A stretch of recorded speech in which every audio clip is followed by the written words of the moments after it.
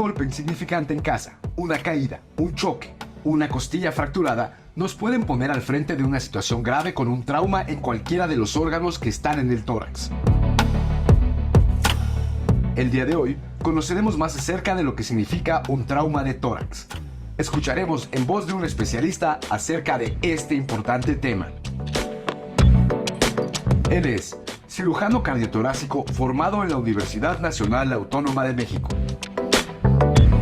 3 años de cirugía torácica general en el Instituto Nacional de Enfermedades Respiratorias.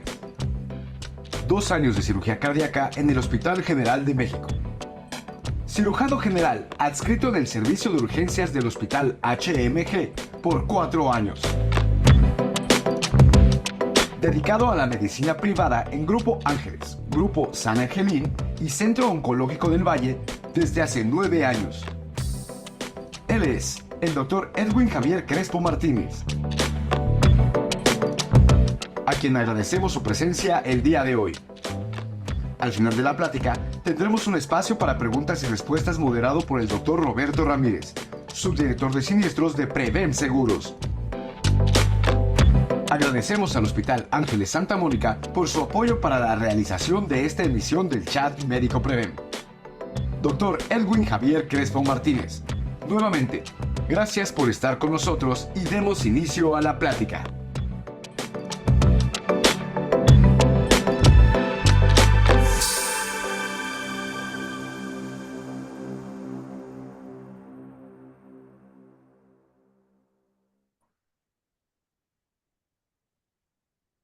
Hola, hola Alma, buenas noches.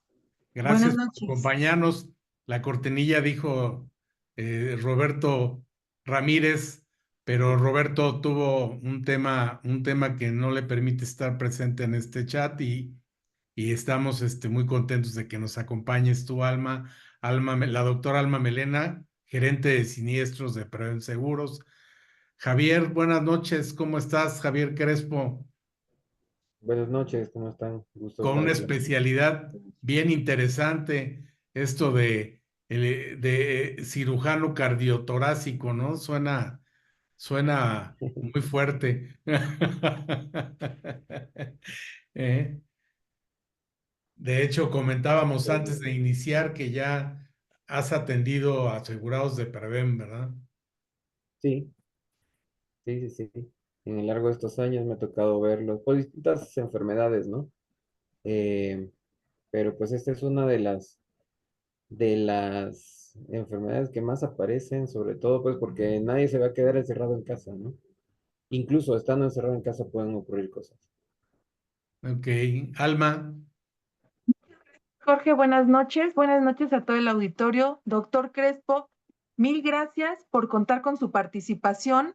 Es para nosotros un orgullo y un honor tener a un especialista tan importante en tanto padecimiento cardíaco, de trauma torácico. La verdad, nos complace muchísimo tenerlo usted el día de hoy. Vamos a dar el inicio a la plática y bienvenidos a todos. Muchas gracias. muchas gracias. Pues, Javier, adelante, si gustas compartir tu presentación, demos inicio. Perfecto. Aquí estamos, regresamos contigo para las preguntas. Pues muy bien, muchas gracias por la invitación. Vamos a entrar de plano con el tema. Pues el tema es trauma de tórax. Yo soy el doctor Javier Crespo, cirujano cardiotorácico. Ahí tienen el email igual por si quieren entrarse en contacto. Vamos a ir iniciando.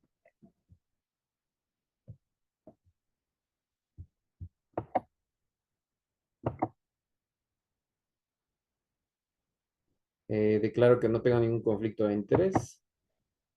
Y pues bueno, vamos a hablar sobre el trauma.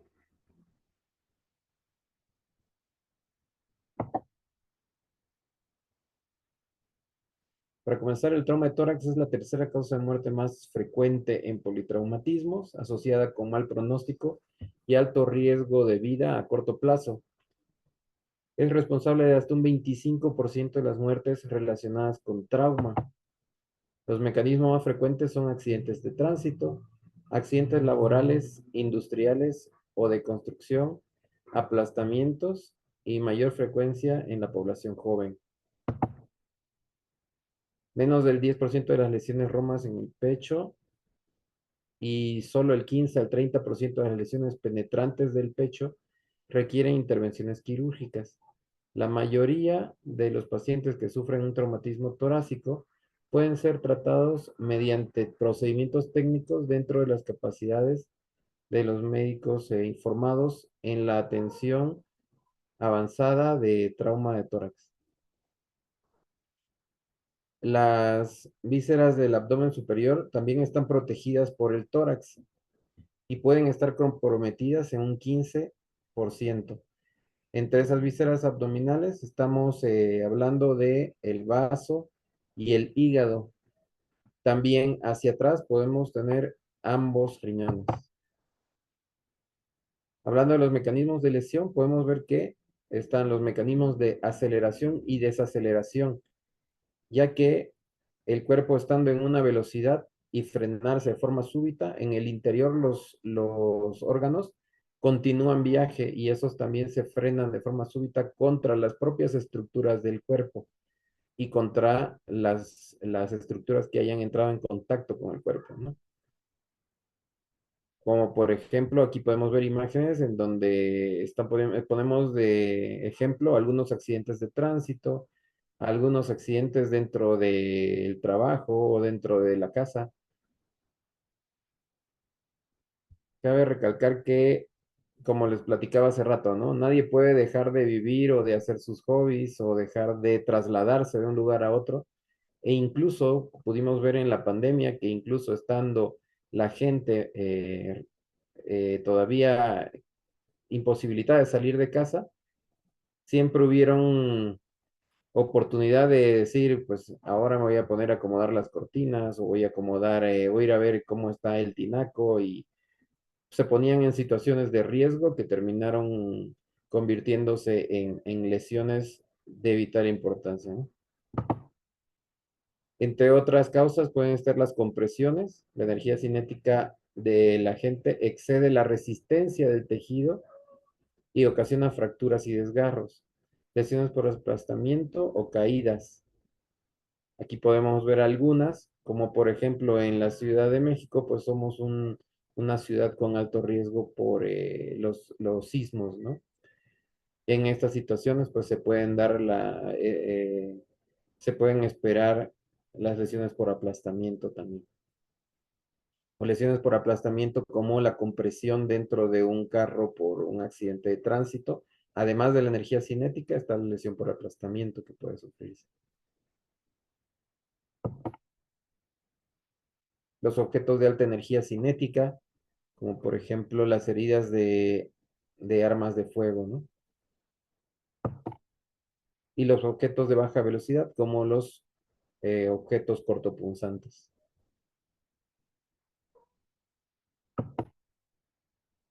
El trauma de tórax requiere toma de decisiones en forma racional, manejo priorizado de las lesiones, y la mitad de las muertes por trauma se producen dentro de las primeras 2 horas. Estamos hablando que es en el sitio del accidente y antes del traslado probablemente, o en el trayecto del traslado. Las 2/3 partes en las primeras 24 horas y la presencia de shock o hipovolemia al ingreso se correlacionan con mayor mortalidad precoz. Tenemos que dividir la evaluación en 2 fases. En la primera, tenemos la evaluación y medidas inmediatas. Sobre todo, la prioridad tiene que ser el mantenimiento de la vía aérea, asegurarse del intercambio de gases y asegurar la circulación sanguínea. Hay distintos protocolos médicos que nos ayudan a tener esta evaluación y esta estructura al momento de abordar un paciente de trauma, como por ejemplo el abordaje de trauma avanzado, que es el ATLS, y están otros manuales como el de la Sociedad Latinoamericana de Trauma. Síndromes. En esta parte podemos hablar, en la primera fase, podemos hablar de los síndromes con mayor riesgo de muerte inmediata. Y en una segunda fase, realizar diagnósticos de lesiones específicas y asociadas. La evaluación inicial debe iniciarse en pocos minutos por un equipo entrenado con medidas terapéuticas simultáneas. Una vez diagnosticado, de acuerdo a la importancia de las esferas, como les decía, ¿no? Lo principal tiene que ser mantener la ventilación, ¿no? Entonces, se van identificando de esa manera los problemas y se van iniciando medidas de forma simultánea para ir cuidando de acuerdo a la prioridad del manejo de estos pacientes. Esto, incluso los paramédicos que participan en los traslados de los pacientes, por ejemplo, en accidentes de carretera o incluso en las ambulancias que trabajan dentro de las ciudades, tienen una formación de manejo prehospitalario. Dentro de ello también está identificar estas patologías de alto riesgo de vida en los primeros minutos, ¿no? Se debe actuar con alto índice de sospecha de lesiones, tomando en cuenta el agravamiento de las que ya existen. Todo paciente que esté sufriendo por un trauma tiene una evolución dinámica. El paciente puede cambiar de los niveles de gravedad en cuestión de minutos y por eso tienen que ser evaluados y reevaluados constantemente, de preferencia por los mismos personal, hasta que llegan a un servicio de urgencias, ¿no? En esta evaluación debe hacerse en forma repetida, tanto en los aspectos clínicos, de laboratorio y radiológicos, sobre todo en esta etapa en los servicios de urgencia. 85% de las lesiones torácicas deben manejarse por el médico que reciba al paciente, con maniobras simples, en el lugar del accidente, durante el traslado e ingresando al hospital. 15% requieren cirugía torácica especializada al momento de su ingreso. Entonces, tomemos en cuenta que en la mayoría de los hospitales, cuando un paciente llega a urgencias, dependiendo del hospital, tanto público como privado, los primeros contactos van a ser o médicos generales o van a ser médicos del servicio de urgenciología, una alta especialidad de medicina. Ellos entrenados para poder realizar este tipo de manejo inicial. Entonces, decíamos que un 15% se requieren de la acción de un cirujano de tórax en el sitio de urgencia. Entonces, ellos tienen que identificar y saber activar, digamos, esta alerta para que el cirujano de tórax se pueda trasladar hasta el servicio de urgencias. Durante los años que estuve trabajando en el servicio de urgencias, pues pudimos hacer un protocolo para los puntos específicos, digamos, de revisión e incluso pidiendo, digamos, qué estudios tenemos que ir pidiendo en cada una de las etapas. Esto lo importante aquí que vamos a tratar va a ser los síndromes de alto riesgo, ¿no? Ellos vamos a ver el neumotórax, el hemotórax, neumotóraxación, lesión diafragmática, lesiones vasculares, lesiones de la vía aérea y taponamiento cardíaco. Poco a poco les voy a ir explicando, ¿va? El neumotórax, atención, es cuando el aire, ¿ja? Para comenzar, digamos, ese es un diagnóstico que debe ser clínico. No necesitamos una imagen como esta para poder darnos cuenta, y ya les voy mostrando por qué, ¿no? En un servicio de urgencia no se debe esperar a una radiografía si se sospecha de este síndrome. ¿Qué es el neumotórax? Es la causa de muerte más frecuente en trauma torácico. Se trata de la entrada de aire al espacio pleural, como podemos ver aquí. Aumenta la presión dentro del pulmón. Este no tolera la presión en el interior y puede comenzar a fugar y generar un mecanismo de válvula. Y entonces tener el orificio por donde está escapando el aire y hace este movimiento, ¿no? Entonces permite que salga el aire hacia el tórax, entre las costillas y los pulmones, y se quede atrapado ahí, ya que no tiene un orificio por donde pueda salir. ¿Esto qué va a ocasionar? Como si estuviéramos inflando algo a presión dentro de nuestro pecho. Entonces el corazón se va a comenzar a presionar contra el lado contralateral, digamos, contra el pulmón que esté sano. Y por lo tanto vamos a ver lo que veíamos en la placa inicial. Pueden ver este dibujo que está a la derecha, cómo lo vamos a ver replicado en esta radiografía.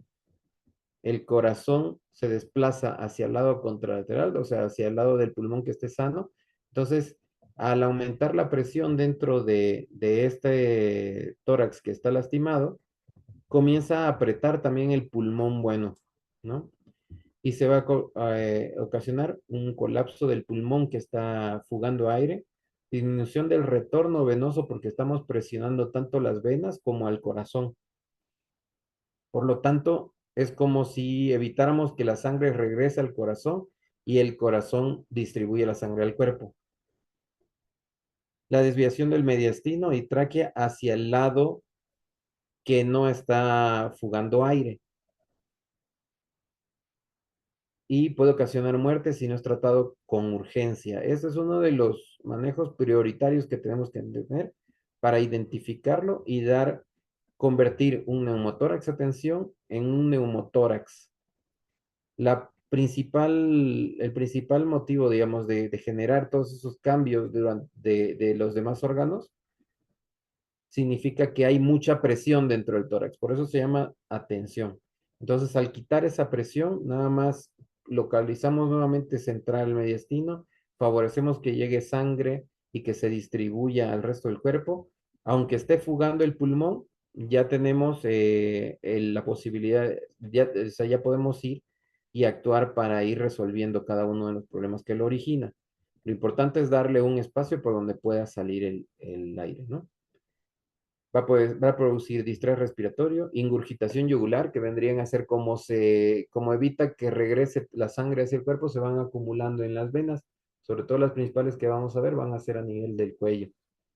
Se va a ver el paciente con un color azulado, ausencia de ruidos respiratorios en el lado que no está inflando el pulmón, que está fugando aire, y al momento de golpear el tórax, vamos a escuchar como si fuera un ruido de tambor.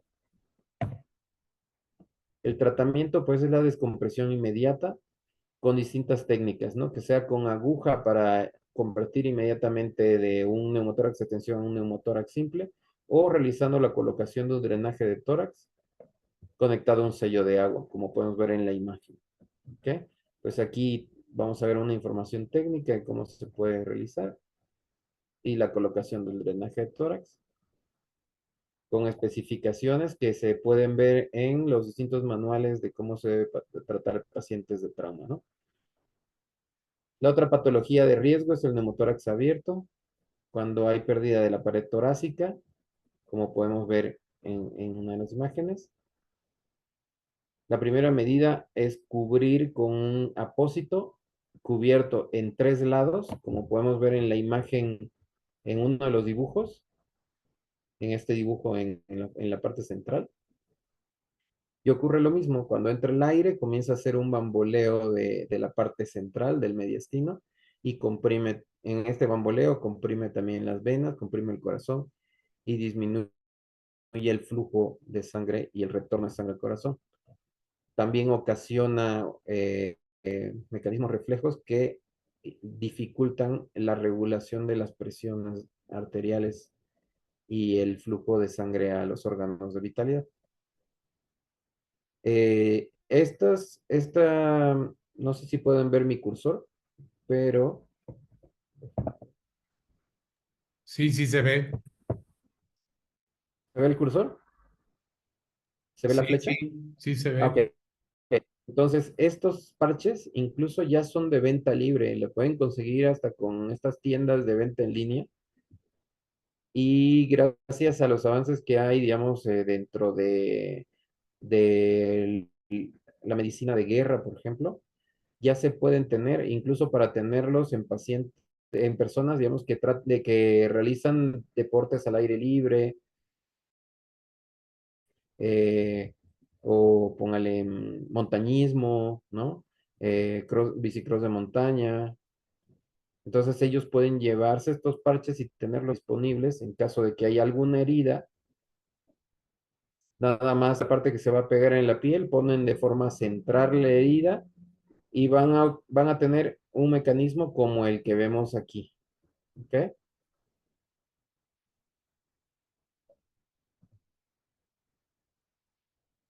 Y ser trasladados a un hospital para poder recibir la atención. Mm.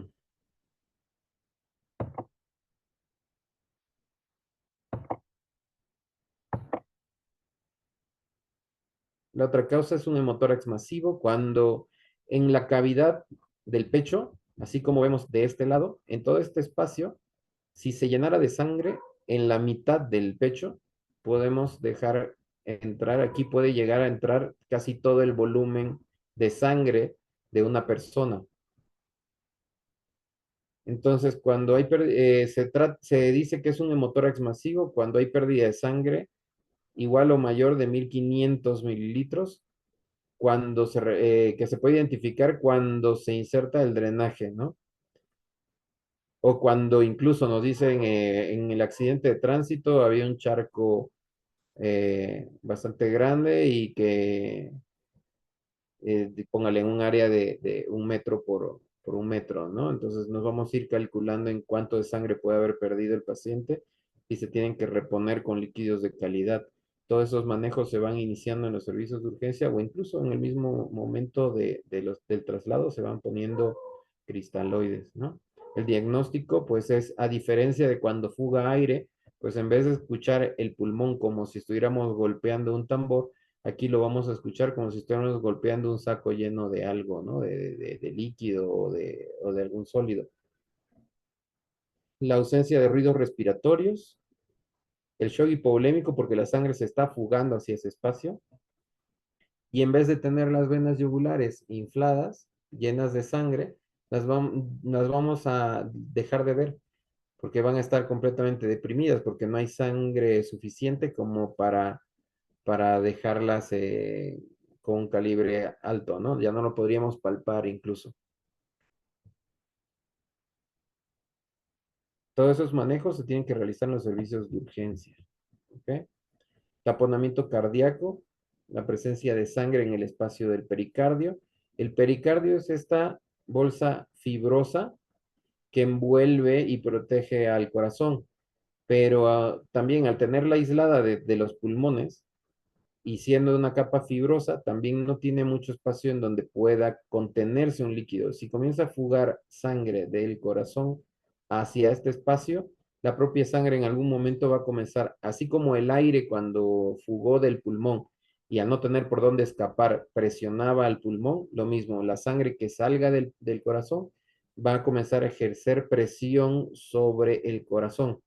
Es prácticamente como si nos pusiéramos nosotros dentro de una bolsa y nos metieran en una alberca. Toda el agua alrededor nos va a ejercer una presión que va a evitar de que nos podamos mover. Eso es lo que ocurre al corazón si es que comienza a salir sangre y hacer un taponamiento cardíaco, ¿no? El diagnóstico debe ser clínico y se tiene que identificar los signos de la triada de Beck: disminución del pulso o presión arterial, aumento de la presión venosa central, disminución de los ruidos cardíacos, aumento en las venas yugulares, y en el servicio de urgencia se puede hacer la exploración con el ultrasonido en su modo de FAST. FAST es la forma de llamar al ultrasonido que se realiza en ciertos puntos del cuerpo de forma rápida para identificar si hay daños durante un trauma. Durante esta exploración se tiene que revisar el pericardio también. ¿Okay? No se debe esperar a visualizar este tipo de imágenes, como la que vemos en la radiografía, para poder actuar. Entonces tendríamos ahí que determinar si realizamos un drenaje hacia el pericardio, puede ser con la colocación de un drenaje hacia ese espacio, o la comunicación con cirugía hacia el espacio pleural, ¿no? O incluso en algunos pacientes se llega a realizar una toracotomía de urgencias. ¿Cuáles pueden ser las causas? Heridas penetrantes en el pericardio, lesiones de miocardio o lesiones de grandes vasos. Y que no haya comunicación hacia el espacio pleural porque ya no quedaría atrapado, digamos, la sangre ya no quedaría atrapada en el saco del pericardio, sino que ya estaría pasándose, como vimos en la radiografía anterior, podríamos ver que esa puede ser la causa de un hemotórax masivo. ¿Ok? Aquí podemos ver uno de los mecanismos de trauma que hace compresión sobre el corazón, se crea una zona inflamada. Digamos que este hematoma funciona como cuando nos golpeamos de cualquier lado y se hace un chipote, ¿no? Aumenta el volumen, aumenta los procesos inflamatorios. Al aumentar ese volumen también comienza al hacer más grande el tejido, también este tejido comienza a presionar sobre los vasos. Estos vasos van a necesitar más fuerza para meter líquido o sangre oxigenada hacia el tejido. Si esta sangre llega a ser insuficiente para llevar sangre oxigenada a los tejidos y nutrientes, va a comenzar a haber zonas de sufrimiento, como la que vemos aquí. Luego esta se va a convertir en una zona de isquemia. Luego esta zona de isquemia, al morir el tejido se puede caer o romper y de esa manera a largo plazo pues dar este tipo de lesiones. O ser tan brusco el trauma, si fuera un trauma penetrante o incluso uno contuso, que pueda ocasionar que lesiones preexistentes se rompan o si es un trauma penetrante, pues hacer una perforación además del golpe, ¿no? Sobre el corazón. ¿Ok? Otra de las lesiones que tenemos que buscar son las coartaciones de aorta, que la aorta tiene una parte que es fija hacia la columna y hay una zona que es móvil. Entonces, vamos a tener este movimiento. Y cuando frena el paciente en un trauma, la parte fija va a quedar agarrada en la columna y la otra puede hacer este movimiento. Durante estos movimientos pueden ocasionar lesiones, laceraciones pequeñas que ya van a generar espacios de fuga de sangre y con el tiempo la propia pared de la aorta puede tener doble luz. Y eso es lo que tenemos que buscar en algunos de los estudios contrastados. Aquí podemos ver cómo se puede ir ensanchando y hacer un pseudoaneurisma o una coartación de aorta y esta se puede romper de una forma abrupta en las siguientes horas. Acuérdense que las horas de vigilancia y mayor riesgo son hasta las 48 horas después de un trauma, ¿no? Siempre tenemos que considerar con alto índice de sospecha de acuerdo al mecanismo del trauma. Entonces aquí veíamos, ¿no? Que se producía con una contusión miocárdica, un shock cardiogénico, incluso ese golpe puede desorganizar la transmisión de los impulsos eléctricos y generar sitios de arritmias, ¿ok? Va a haber hipertensión arterial en respuesta de que al sentir el corazón que le llega menos sangre, pues va a ir aumentando la presión para que pueda recibir más sangre en las zonas afectadas. Pero este consumo puede hacer también, esta función puede hacer también que las zonas que están golpeadas exijan mayor consumo de oxígeno y también acelere estos mecanismos, ¿no? Van a haber elevación de las enzimas cardíacas, son algunos de los estudios que se tienen que tomar al momento del ingreso de los pacientes en urgencia, con los que se tenga sospecha por el mecanismo del trauma de que pueden tener alguna lesión en el corazón. ¿Ok? Cambios en el ecocardiograma. El ecocardiograma es un estudio de ultrasonido que se realiza a nivel del corazón para identificar trastornos mecánicos, no eléctricos, mecánicos, ¿no? De motilidad, dilatación de las cavidades, porque se puede dilatar solamente el lado derecho del corazón o solamente el lado izquierdo a causa de estos traumas. Lesiones valvulares, las válvulas funcionan como si fueran paracaídas. Entonces, cada que se contrae la parte del músculo más intenso que tiene el corazón, toda la parte del ventrículo, cada que se contrae, las válvulas funcionan, tienen unas cuerdas que evitan de que estas tiendas se venzan por la presión. Entonces están agarradas con unas cuerdas hacia el corazón. como las que vemos aquí. Este es uno de los músculos papilares que tienen aquí unas uniones, así como unos pelitos, pues esos pelitos van y se enganchan en las válvulas, ¿ok?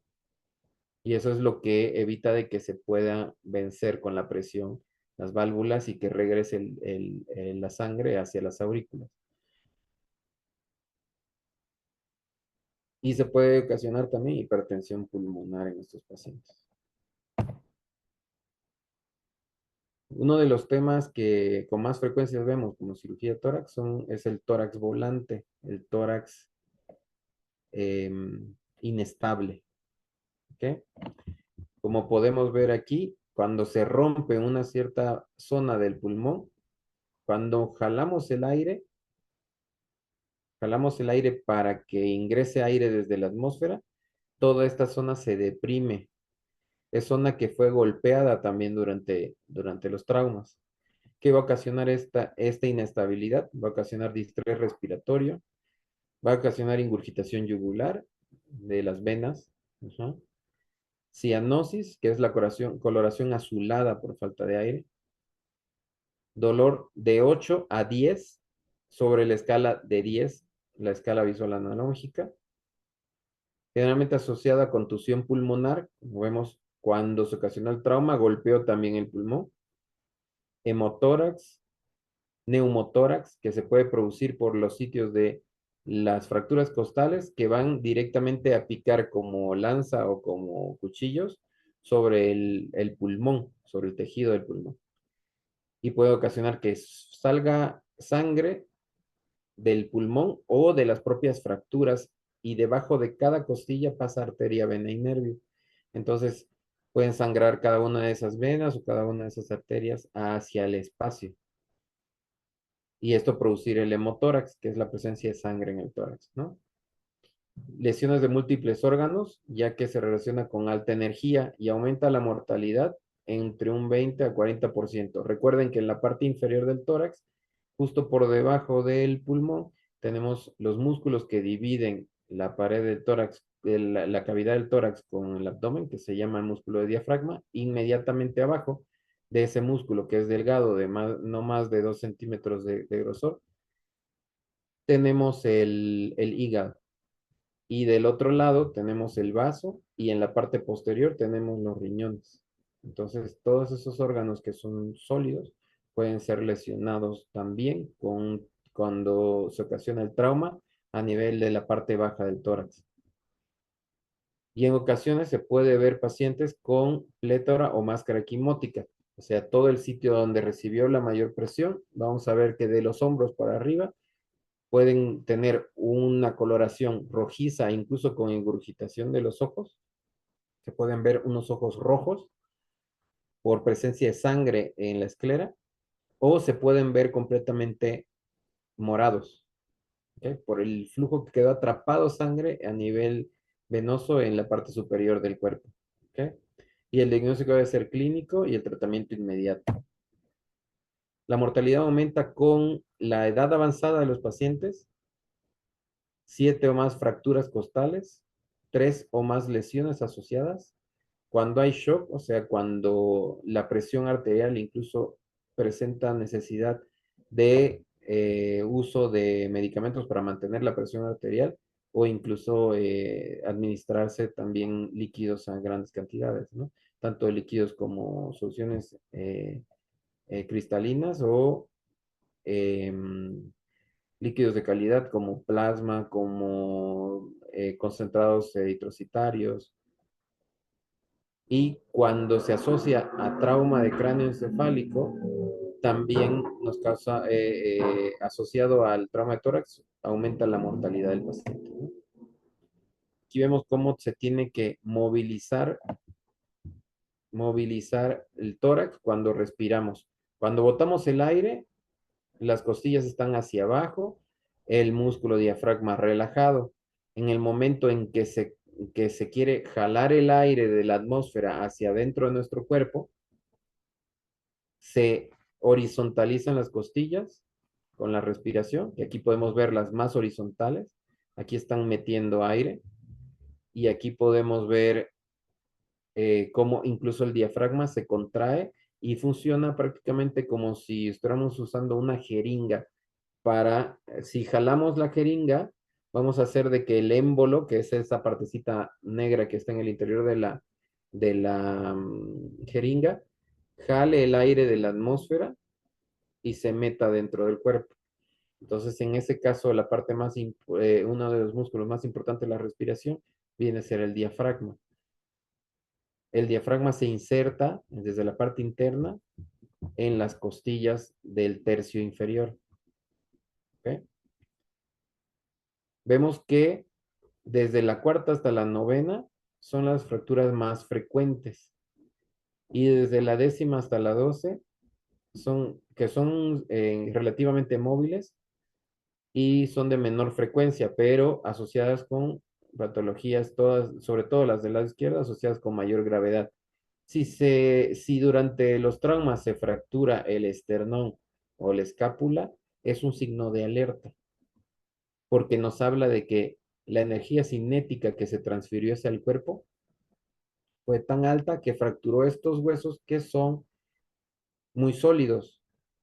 Entonces, la presencia de esto tenemos que ser más intensos en el momento de la evaluación de los órganos blandos, porque eso nos habla de que hubo mucha energía y estos órganos van a estar sufriendo. ¿Okay?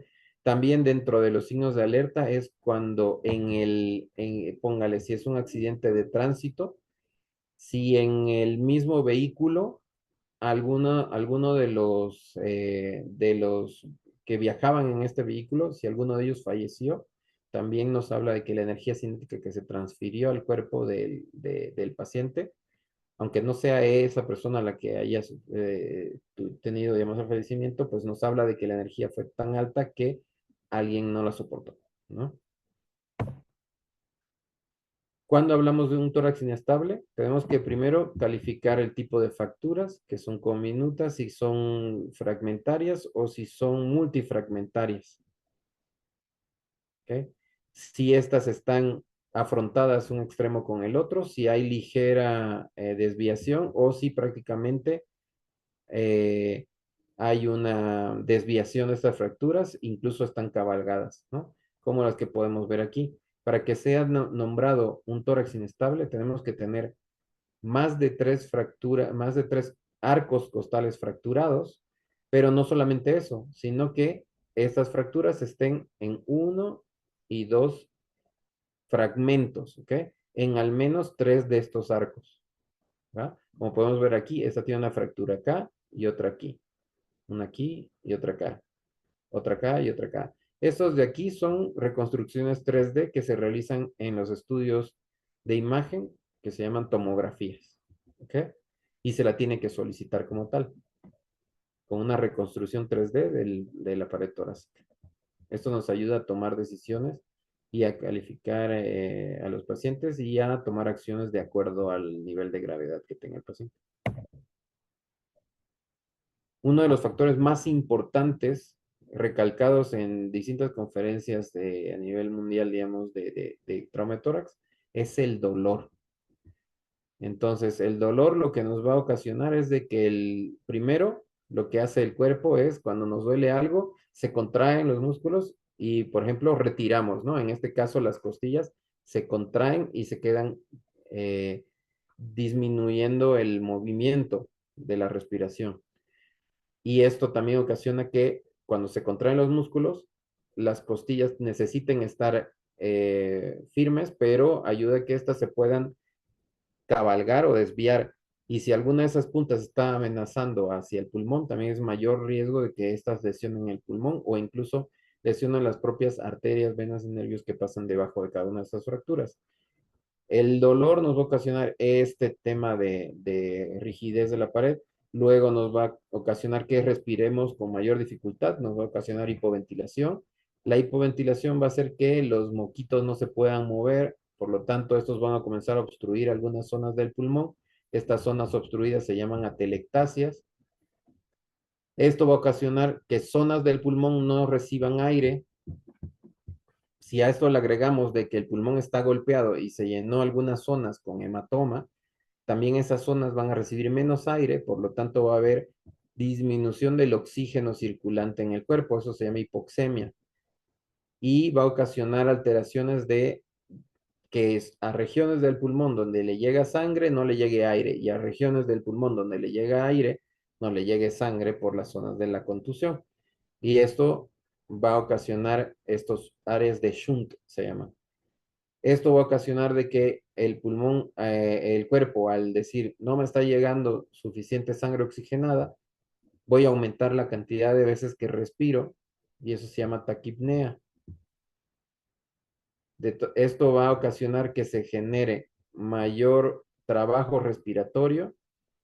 La taquipnea va a ocasionar fatiga y esta nos va a llevar a la necesidad de mecanismos avanzados de ventilación, porque el paciente se va a cansar y todos esos movimientos también respiratorios aumenta también el dolor, ¿no? Estos movimientos acelerados producen movimientos de las fracturas y estas aumentan el dolor y es un círculo vicioso, ¿no?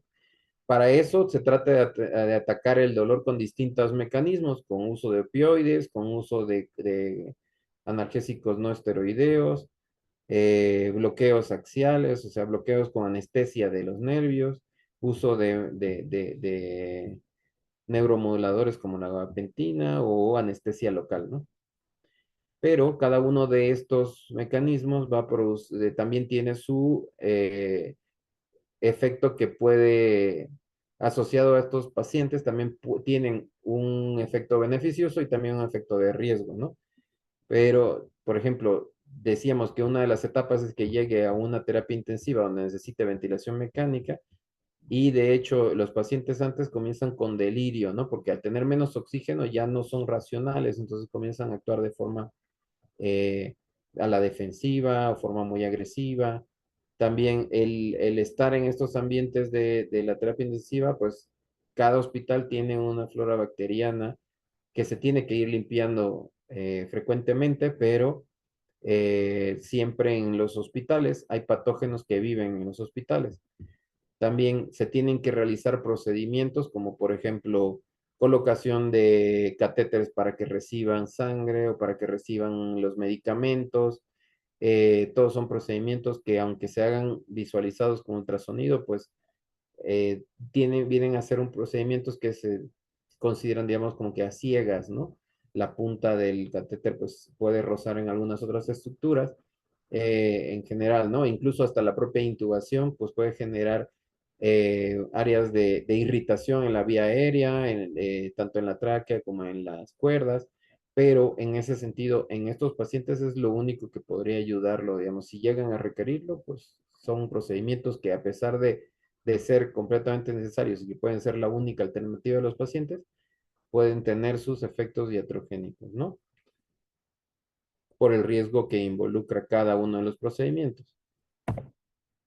Y entonces, en estos pacientes con tórax inestable, se indica la cirugía si hay o no presencia de contusión pulmonar, cuando hay imposibilidad de ventilar sin ventilación mecánica al paciente, movimientos paradójicos durante la respiración, que es lo que le decía, ¿no? Cuando jalamos el aire, esta zona que está fracturada se deprime. En vez de ponerse horizontal las costillas, esto se hunde. Y entonces eso hace un vaivén en el interior del tórax y lo que ya habíamos platicado, ¿no? El mediastino se vuelve inestable también.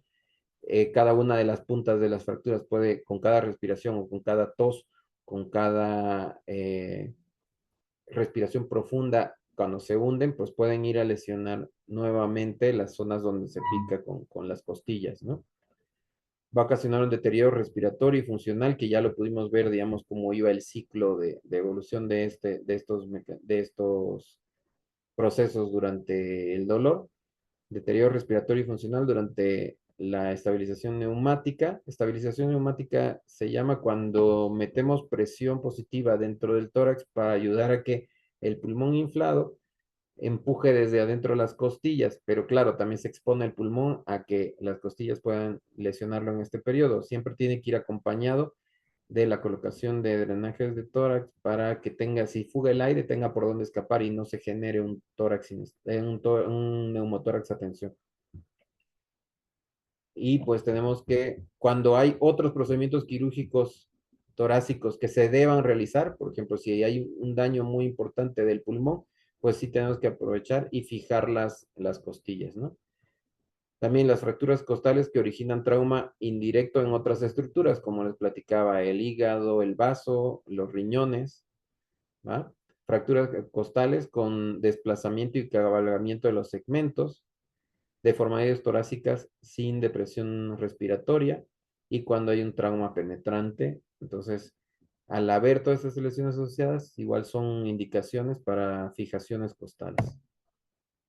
En la revisión secundaria tenemos que llegar a diagnosticar estas otras lesiones que son de riesgo, pero no de riesgo inmediato, ¿no? Acuérdense que las revisión primaria son las que pueden causar muerte en las primeras 2 horas del trauma, ¿ok?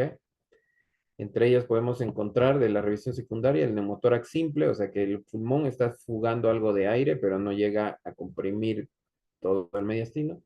Hemotórax, o sea que hay sangre dentro de la cavidad del tórax, pero no es un hemotórax masivo. Una contusión pulmonar, que ya fue lo que vimos de que así como se hace una contusión en el corazón, o sea, es un hematoma dentro de esos órganos blandos. Ruptura traqueobronquial, así como decíamos de que hay una zona fija de la aorta, pues lo mismo, hay en la parte de la tráquea, tiene en la parte posterior el esófago y por detrás tiene la columna. A veces cuando el movimiento de frenado es muy intenso, la columna viaja más rápido incluso que las estructuras elásticas del interior del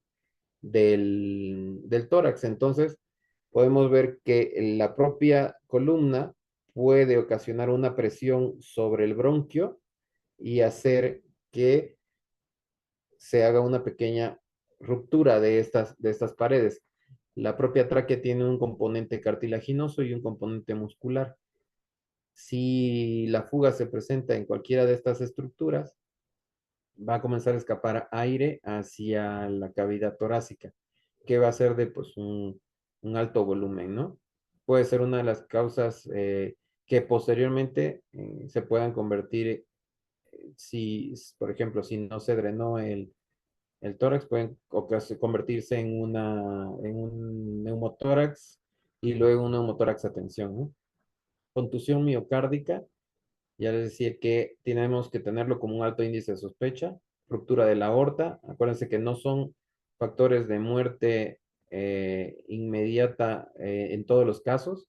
Pueden ir evolucionando con el pasar de los días y, digamos, en las primeras 24 o 48 horas, de repente, en un drenaje que estaba saliendo muy poca sangre, de repente ver la salida intensa de la sangre por la ruptura de este sangrado que estaba contenido en la propia pared, ¿no? Las heridas en el diafragma, ajá. Lesiones que atraviesan el mediastino, por ejemplo, lesiones que pueden ser por estructuras cortopunzantes, ¿no? Que atraviesen esófago o proyectiles de arma de fuego, que atraviesen grandes vasos o incluso los vasos linfáticos y dar salida del contenido linfático a cualquiera de esas cavidades, ¿no?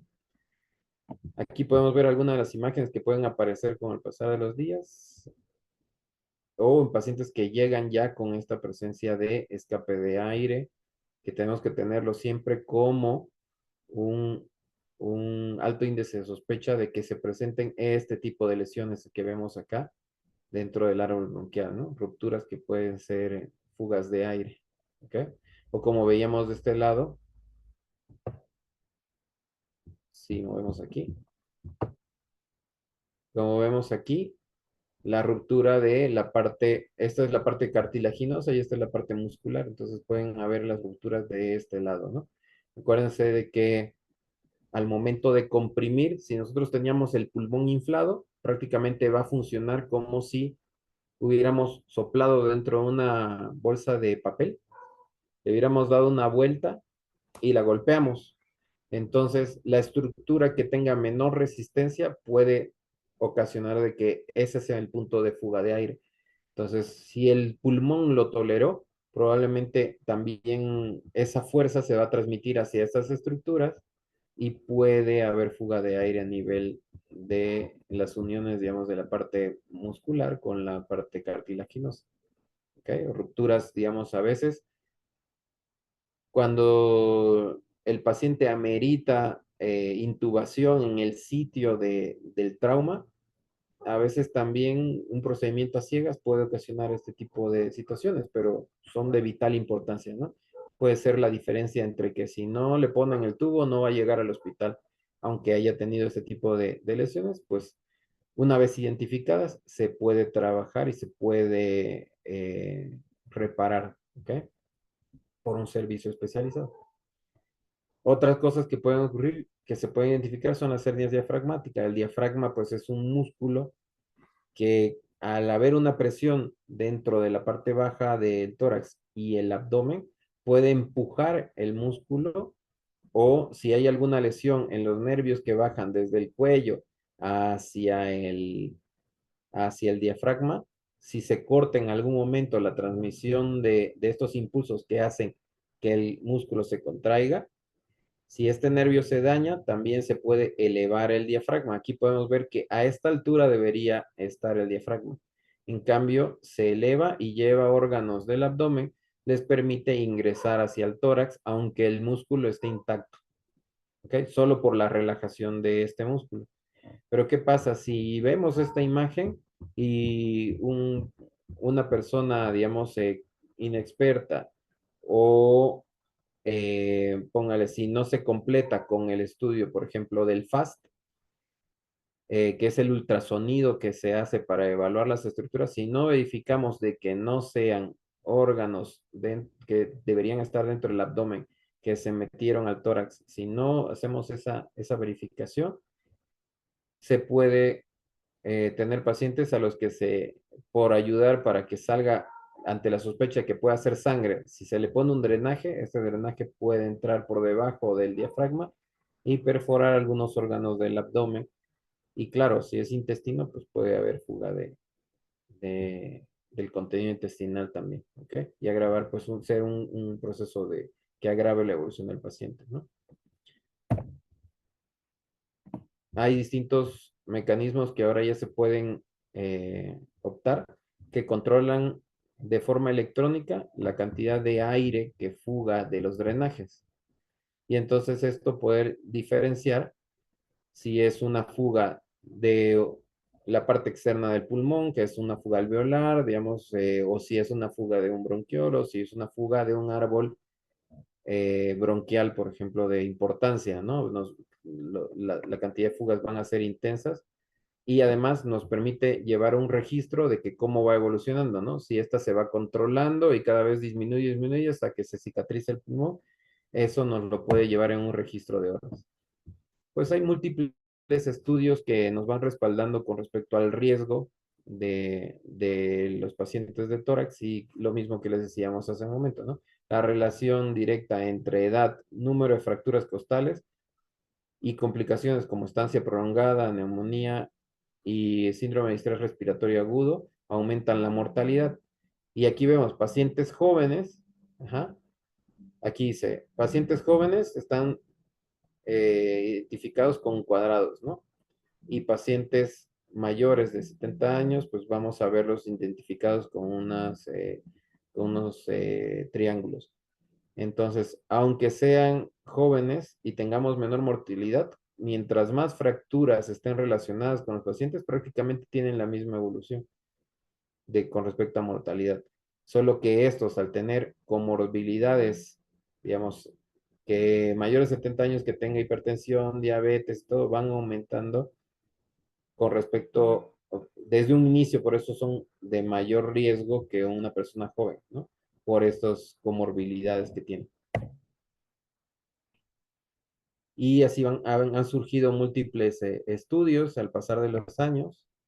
Han surgido desde los 1928, pues surgían este tipo de técnicas que eran fijaciones externas. Claro, estamos hablando de una época antes de la terapia intensiva.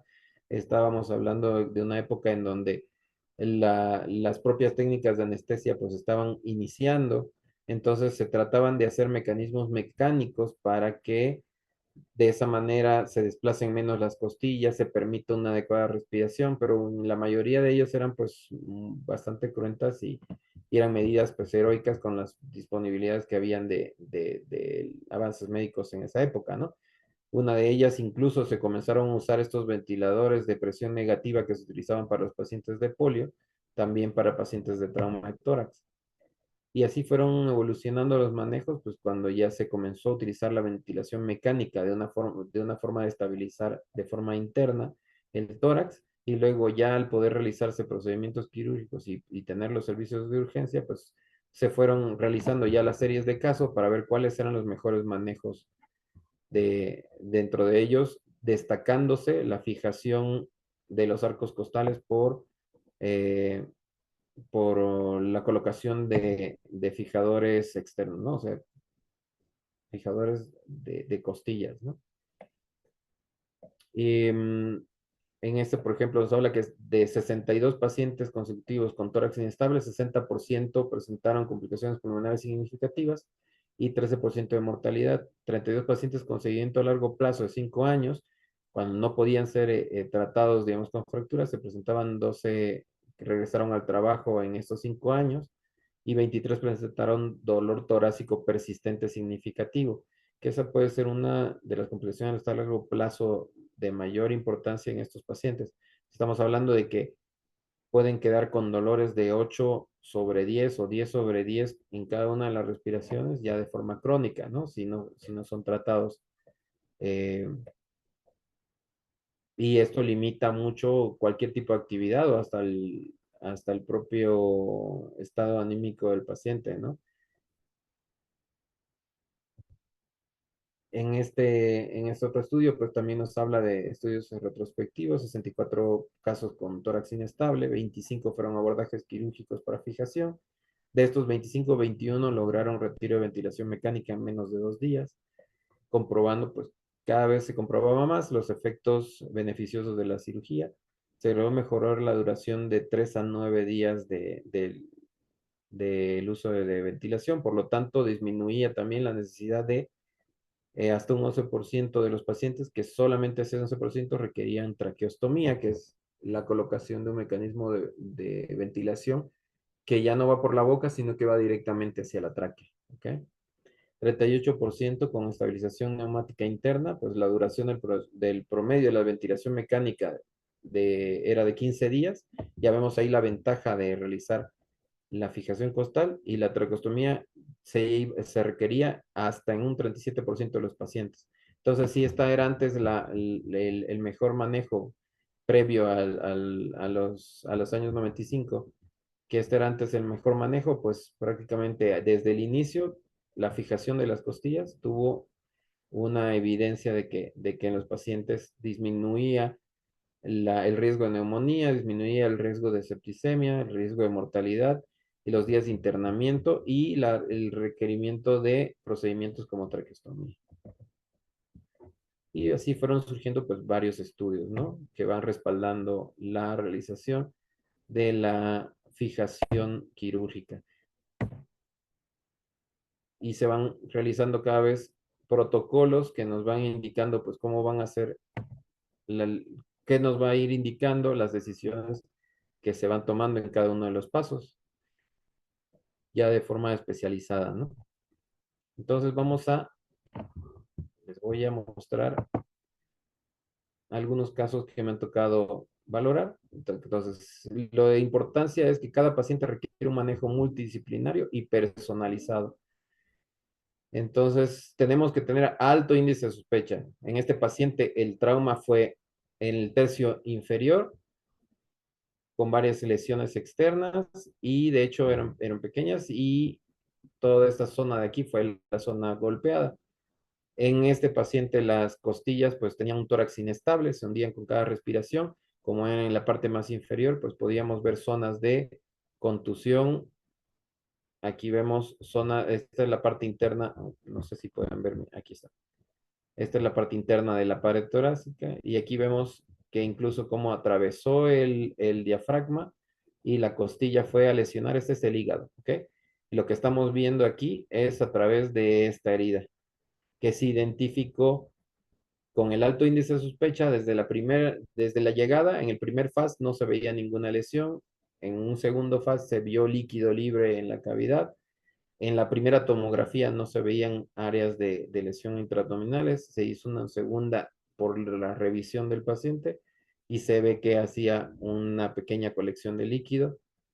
Entonces, ante la sospecha, también se abordó abdomen. ¿Okay? Y en tórax, pues vemos todos los músculos que se dañan. Esta lesión de los músculos puede ocasionar también ruptura de algunas de las paredes celulares. Estas rupturas en las células van y liberan sustancias que deberían estar dentro de las células y estas pueden atascar incluso al riñón. Entonces pueden darnos por el trauma, pueden darnos repercusiones en el riñón, aunque el riñón no haya recibido un golpe, ¿no? Y pueden darnos insuficiencias renales agudas, ¿ok? Que en algunas ocasiones hasta necesitan diálisis durante la estancia hospitalaria. Aquí vemos cómo toda esta zona de los músculos que fueron despegados de las costillas, toda esta zona de las costillas se deprime al momento de comprimirlas. Aquí ya están identificadas, aquí está la fractura a nivel anterior y la fractura a nivel posterior, ¿no? Y aquí ya las podemos ver ya expuestas, listas para recibir las placas que van a que se van a fijar en las costillas. En la parte interna podemos ver que estas fracturas ocasionaron lesiones que puncionaban al pulmón y zonas que generaban hematomas dentro del pulmón. Estas son zonas de contusión pulmonar. Y esto es a nivel del diafragma. Aquí podemos ver cómo el músculo que divide el abdomen del tórax tenía una parte que esta fractura se insertó en este espacio. Por lo tanto, había comunicación del tórax hacia el abdomen y por eso estaba lesionado el hígado a nivel del abdomen. ¿Va?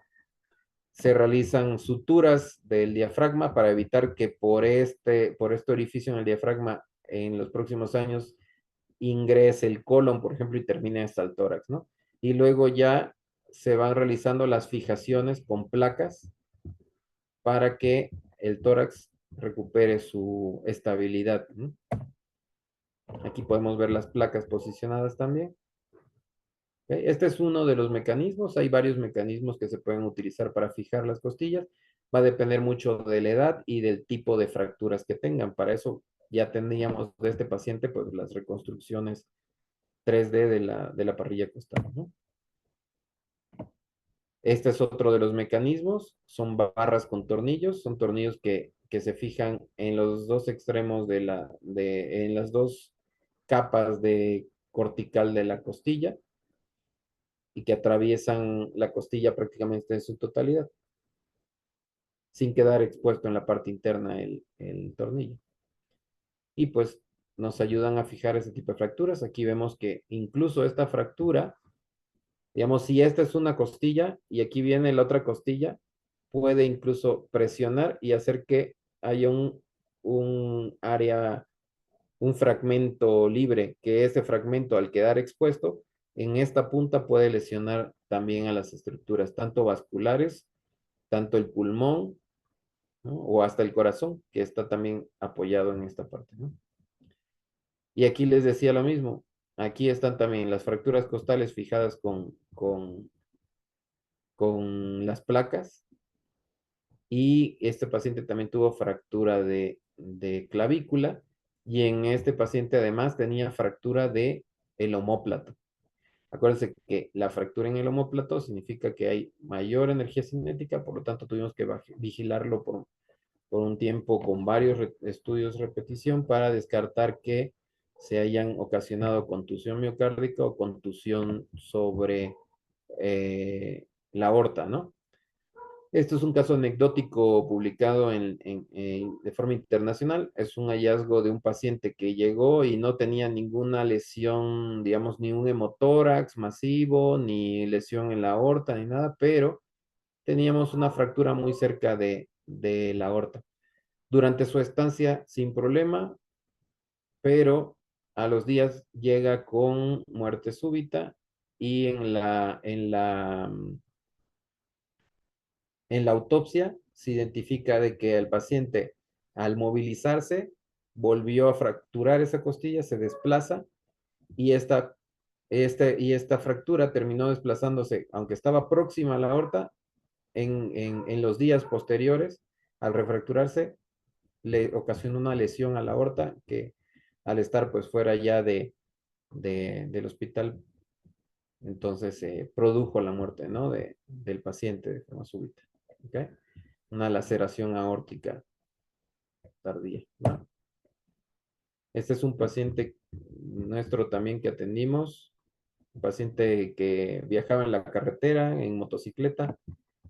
Vemos, ya si vamos visualizando y considerando cuál es el mecanismo del trauma, pues el paciente se hizo un roce contra el defensivo central de la carretera. Vemos que su protección que traía puesta, pues sufrió bastante daño. Nos habla de que aquí recibió un golpe muy intenso. Es atendido en un hospital fuera de Ciudad de México, en donde lo único que pudieron identificar en ese momento fue una fractura de clavícula. Se operó de la fractura de clavícula y no le dieron importancia a este signo. O sea, aquí ya hay una contusión pulmonar y con el pasar de los días, pues hizo un hemotórax. Entonces, cuando nos llegó a nosotros, cuando fue dado de alta del otro hospital, nos llega pálido, respirando muy superficial, con aumento de la frecuencia respiratoria, aumento de la frecuencia cardíaca. Le tomamos muestras y nos mostraba que estaba con anemia, además que estaba oxigenando muy poco. Vemos que había sangre en la cavidad torácica, le ponemos un drenaje y drenamos como 1,5 litros de sangre. Con manejo médico pudimos resolver y fisioterapia, logramos resolver la contusión pulmonar y más otros medicamentos, ¿no? Y controlamos el dolor también. En este paciente no se tuvieron que fijar las costillas.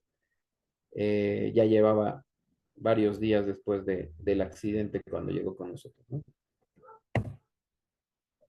También hay lesiones que pueden pasar desapercibidas, pero son de alto índice de sospecha. Y aparte, tenemos que tenerlo siempre como diagnósticos diferenciales, ¿no? Aquí tenemos una fractura de esternón. Vemos que el esternón debería ser aquí una sola pieza, pues aquí vemos una pequeña lesión. Y aquí la podemos ver, en esta parte, la podemos ver presente. O llegarnos de forma tardía. Esta paciente nos llegó como 3 meses después de haber sufrido un trauma y ya tenía esta deformidad en el esternón.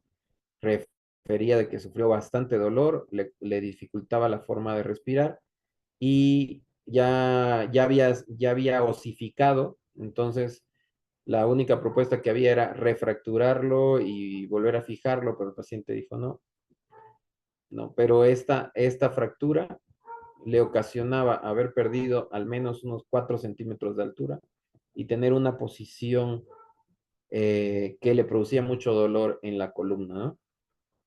Pero pues ella era una persona bastante mayor y decidió no optar por el procedimiento quirúrgico para corregir esa lesión.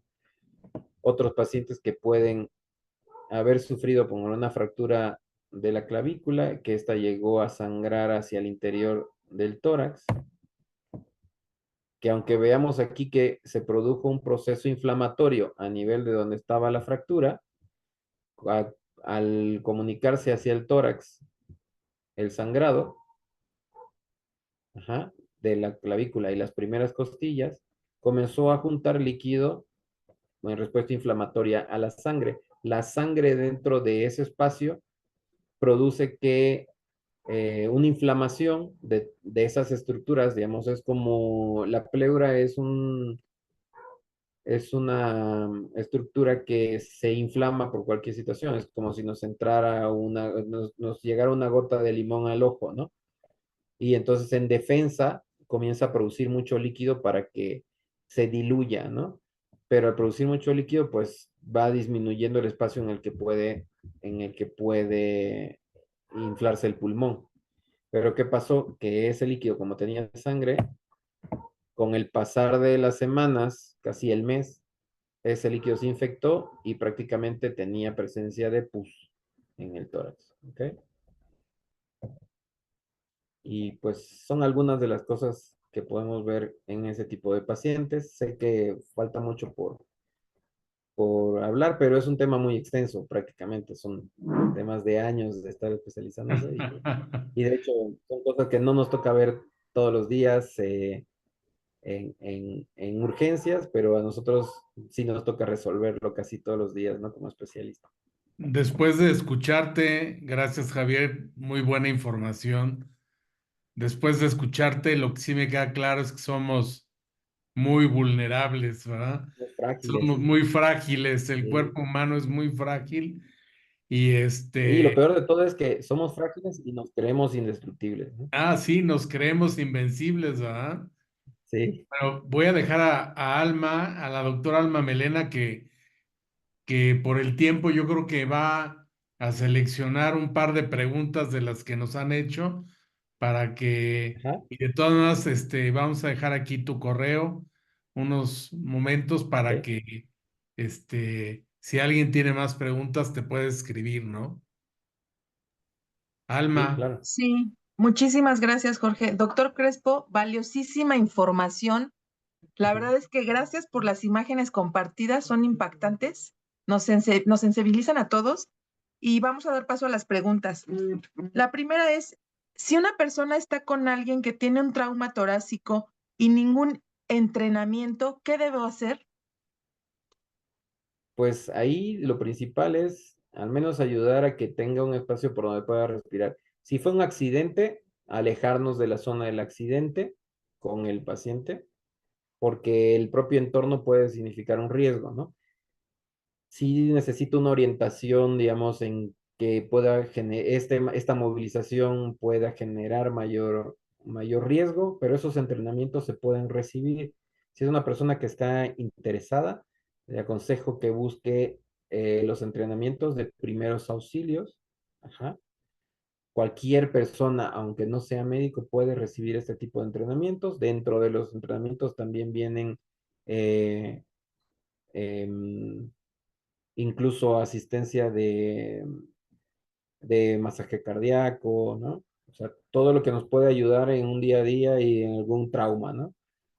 Eh, pero sí, lo primero es revisar el entorno, ver que esté consciente, si no está consciente, pues alejarlo primero de la zona de riesgo, alejarse unos metros y ahí mismo iniciar los mecanismos de ayuda, ¿no? Ayudar a que entre aire al paciente. Muchas veces eso significa ventilación boca a boca, ¿no? Incluso eso es principal antes de que desencadene cualquier tipo de cambios, porque a veces muchos de los cambios que llegan a desencadenar a un paro cardíaco puede ser porque el paciente no estuvo respirando, ¿ok? Claro, Entonces hay sí, que ventilar siempre al paciente. perfecto, Entonces, doctor. Y una segunda pregunta, identificar los sitios de sí. sangrado, si es que hay algún sangrado externo, comprimirlo, que va a ser lo primero que vamos a poder hacer, y, y ahí principalmente, o sea, sí es algo que tenemos que poner en contexto al...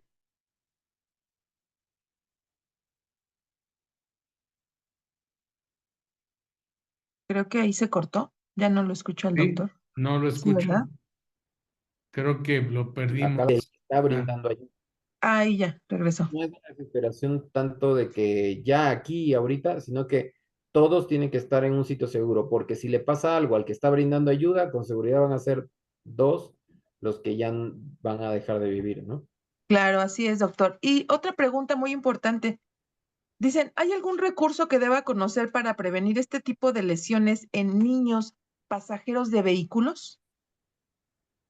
Uso de cinturón de seguridad, ajá.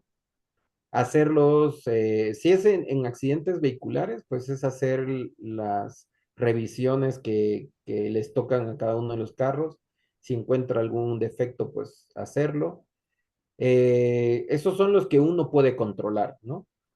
Evitar los momentos de riesgo, por ejemplo, si sabemos que son épocas de fiesta o que está lloviendo en la carretera, o sea, cuando la gente puede salir de forma imprudente a las carreteras, digamos, con consumo de alcohol, no tiene que hacerlo ni el que maneja, ni de hecho agarrar carretera a alguien que no ha tomado y habiendo el riesgo de que hay gente por alguna fiesta en específico que haya podido agarrar carretera, ¿no? También disminuir el uso de carretera, póngale en momentos de lluvia, bajar la velocidad, poner las luces de alerta, agarrar los carriles de baja velocidad, controlar la velocidad para no tener mayor probabilidad de respuesta, o directamente evitar la carretera y cuando pasen estos momentos de mayor riesgo, pues volver a agarrar el viaje, ¿no? ¿Ok? Así También es. nunca agarrar carretera ni volante cuando uno está con sueño. Claro, eso es muy fuerte, sí. O Mucha gente cuando, se queda dormida. acuérdense que hay medicamentos que también pueden producir somnolencia. Entonces no hay tanto problema cuando uno está atento completamente, ¿no? Pero si son rectas interminables, si son situaciones que nos van a poner en un momento monótono, pues va a haber mayor riesgo de que ocasione un pestañeo prolongado y en esos segundos ocasionar Pues un... mira, ya nos pasamos casi 20 minutos del tiempo, pero es increíble oír a un expositor apasionado de su tema. La verdad es que nos tenías nos tienes muy interesados. Sí, Alma, no sé si estoy quieras acostumbrado hacer una pregunta más. muchas veces nunca terminan las preguntas y aparecen anécdotas Sí, claro. y Una última pregunta, doctor. Nos preguntan, ¿hay población más vulnerable que otra respecto a este tipo de lesiones o traumas? sí, sobre todo, por ejemplo, personas que tienen ya alteraciones del equilibrio, alteraciones, por ejemplo, digamos, dentro del hogar, póngale, ¿no?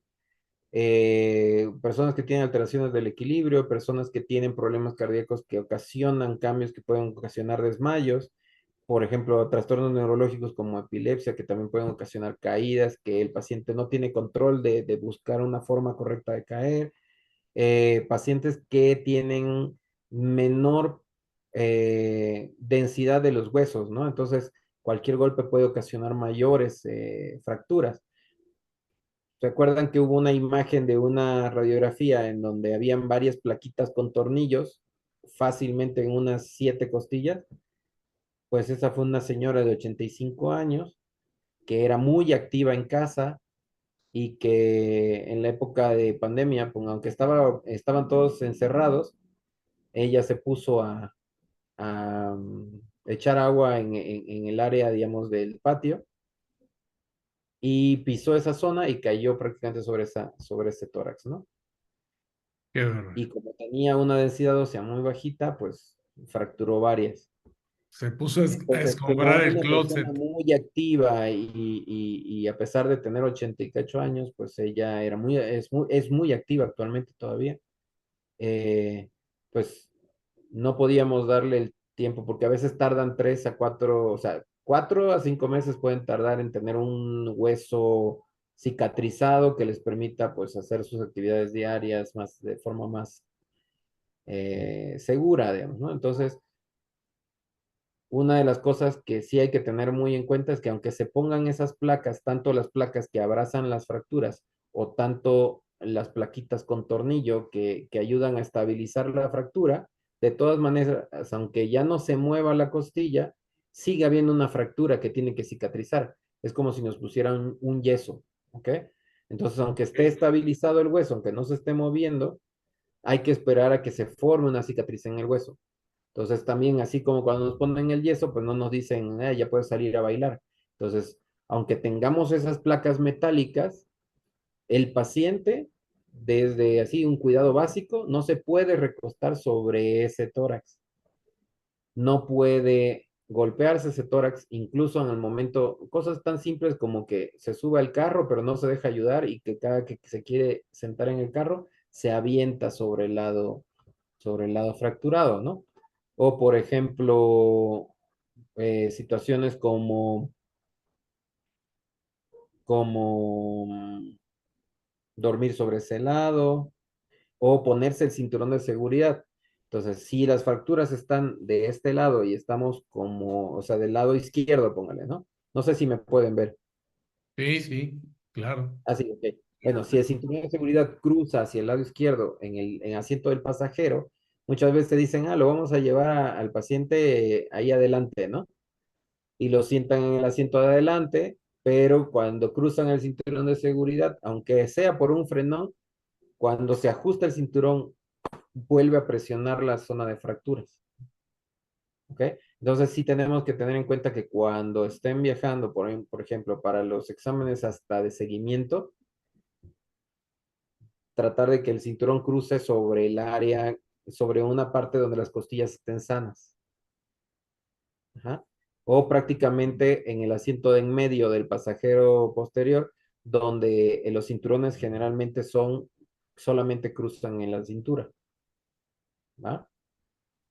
Sí, Sí. claro, qué importante. Ujú. Ok, Yo creo que Y en algo que vamos a coincidir todos, otro tipo de cuidado, por ejemplo, es ajá, cuando están en casa y están postrados y los pacientes póngale temas neurológicos o porque también se fracturaron la cadera o se fracturaron el fémur, ¿no? Entonces, si tienen que estar postrados, tampoco en ellos se puede utilizar con facilidad hasta el cómodo, ¿no? Para que haga del baño. Entonces, no se claro. puede levantar la cadera para que se apoye en las costillas.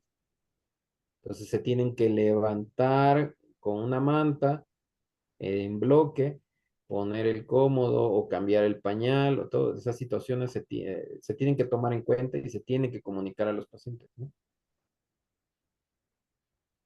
Ok, pues, así es. Les decía yo que yo creo que algo muy importante y en lo que vamos a coincidir los tres es que tenemos que tener un seguro médico que nos haga claro, fuerte en los momentos de una emergencia como Sí, esta, porque la severidad de un trauma, ya lo vimos, puede ser desde leve sí, hasta algo muy complejo.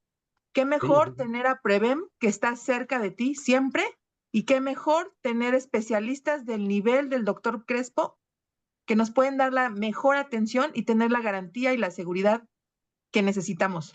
Muchísimas gracias. muchas Gracias, doctor. Excelente ponencia. Gracias, Jorge, por todo. gracias, Alma. Pues no me resta más que agradecerles a ambos, Alma Melena, Javier Crespo. Muchas Sí, gracias por esta un plática. tema para que tengan en cuenta es de que, acuérdense que dentro de los mejores escenarios de los estudios internacionales decían que como mínimo en un paciente con un trauma severo podía tener 3 a 9 días de terapia intensiva o de Ok, terapia intermedia. Ya con Exact- eso, ya con eso, un día de terapia intensiva en un hospital privado puede ir de 40 hasta 70,000 pesos al día, ¿no? claro, Exactamente.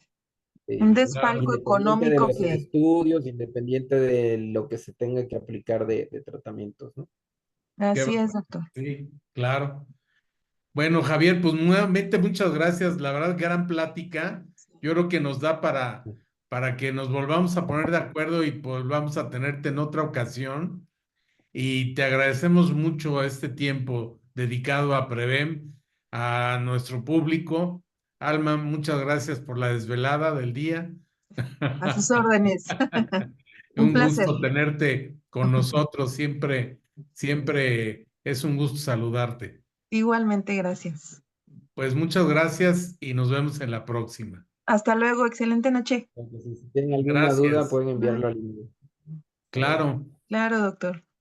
Bye. gracias. Bye. Hasta luego.